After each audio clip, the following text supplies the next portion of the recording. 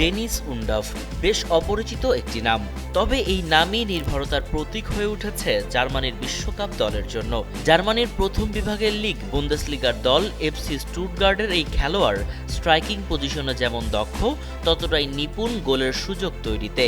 মার্চের ফিফা ফ্রেন্ডলিতে ঘানার বিপক্ষে বদলি খেলোয়াড় হয়ে নেমে জয়সূচক গোল করে জার্মানির কোচ হুলিয়ান নাগলসম্যানের নজরে এসে বিশ্বকাপের প্রাথমিক দলে জায়গা করে নেন উন্ডাফ।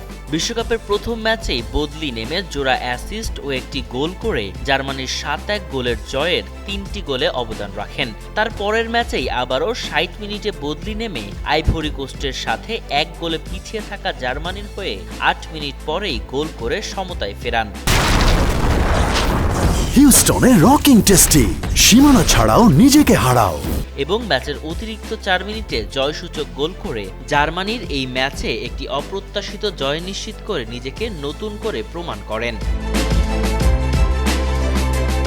বিশ্বকাপ দলে জায়গা করে নেওয়া ডেনিস উন্ডাফের পেছনের গল্পটা মোটেও সহজ ছিল না। 17 বছর বয়সে নিজ পরিবার ছেড়ে জার্মানির চতুর্থ বিভাগের লিগে একজন আধা পেশাদার খেলোয়াড় হিসাবে সপ্তাহে 120 পাউন্ড আয় করতেন এবং এর পাশাপাশি কারখানায় 8 ঘন্টার শিফটে কাজ করে নিজের ফুটবল ক্যারিয়ার সামলে চলতেন। এ ব্যাপারে উন্ডাফ বলেন, আমি ভোর 4টার দিকে ঘুম থেকে উঠে কারখানায় গিয়েছি, তারপর ট্রেনিংয়ে গিয়ে রাত 8টার দিকে বাড়ি ফিরেছি এবং পরের দিন আবার ঠিক একই কাজ করেছি। উন্ডাফ 2022-23 সিজনে প্রিমিয়ার লিগের ব্রাইটন থেকে লোনে স্টুটগার্টে যান এবং পরে তারা উন্ডাফকে সাইন করলে শেষ 25-26 সিজনে বুন্দেসলিগায় দ্বিতীয় সর্বোচ্চ 19 গোল করে হ্যারি কেইনের নিচে নিজের নাম বসান।